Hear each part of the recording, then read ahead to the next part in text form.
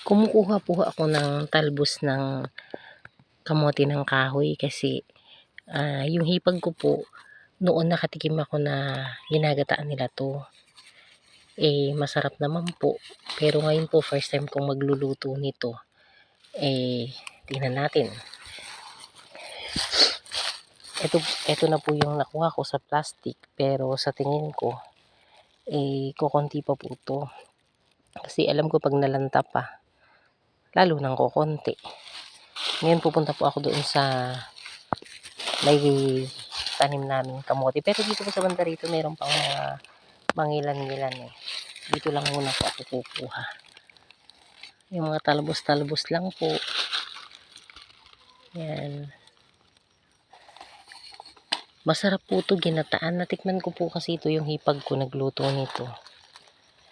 Actually, hindi naman to luto dito sa Katagalugan eh. Dito sa amin sa Bataan. Pero, luto po ito ng mga Bicol. Dahil yung hipag ko Bicol, nagluto siya ng ganito. Ang sarap naman po ang halo niya, ginataan niya, nilagyan po niya ng tinapa, karne, kung ano-ano po yung mga hinalo niya. Masarap po. Kaya parang naiinganyo akong magluto. Kaya lang po talaga kailangan sipagan mong pumitas. Kasi kahit hindi naman yata talbos na talbos kasi hihiwain mo naman ito ng maliliit. Parang papakuluan mo pa siya, matrabaho. Papakuluan mo pa siya, tapos pipigain. Yun yung nakita ko pong way ng pagluluto niya. Pero, yung iba po kasi sinasabi, hindi na kailangang pakuluan. Parang dinidiretso na nila sa pagluluto nila sa gata. Parang ganun. Pero po talaga promise masarap nung natikman namin. Yung iba naman po nakakilala ko, sinasabi nila, yung daw pong talbos nito, hinahalo nila sa paksiw. Yun lang po, hindi ko pa na-try. Sabi po nila, pwede daw siyang ihalo sa paksiw.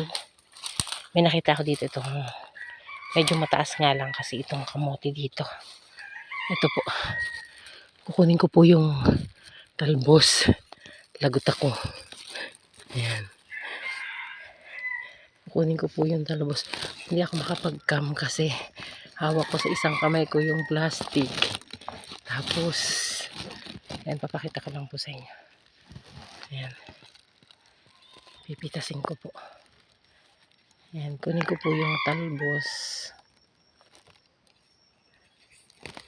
Ayan. Kasi konti pa lang po itong nasa plastic ko eh. Sabi ng asawa ko, pagka naluto yan eh, wala pang isang mangkok. Kaya kailangan dagdagan ko pa daw.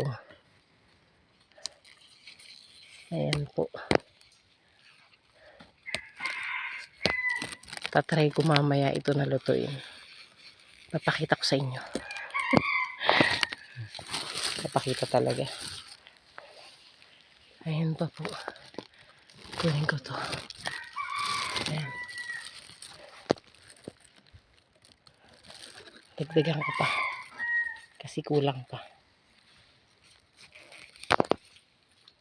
Tapos, hihiwain ko pa to ng maliliit.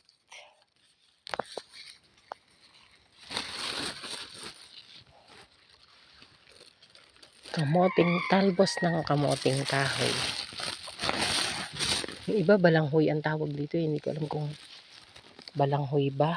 Sa Bicol lang o yung iba ganun din ang tawag. Hindi ko po alam.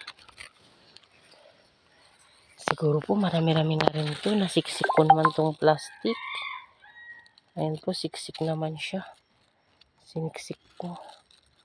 Ayan. Oh. Yun lang. Pakita ko na lang po sa inyo pag niluto ko na. Thank you for watching.